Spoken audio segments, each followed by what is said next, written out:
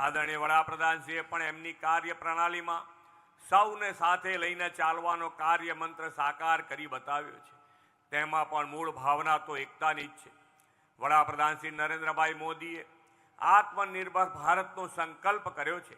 આ માટે આપણે સૌએ એક થઈને સ્વદેશીનો મંત્ર અપનાવવાનો છે।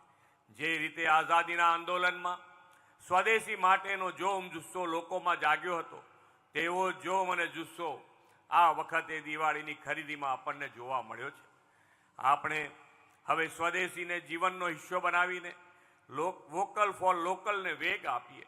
સરદાર સાહેબને આદરપૂર્વક યાદ કરીને આપણે સૌ પ્રતિજ્ઞા લઈએ કે જ્યાં હોઈએ ત્યાંથી દેશની એકતાનો, અખંડિતતાનો સંદેશ આત્મસાત કરીશું। વિકસિત ભારત 2047 સૌ એક બનીને સાકાર કરીશું અને આત્મનિર્ભર ભારતનું નિર્માણ કરીશું।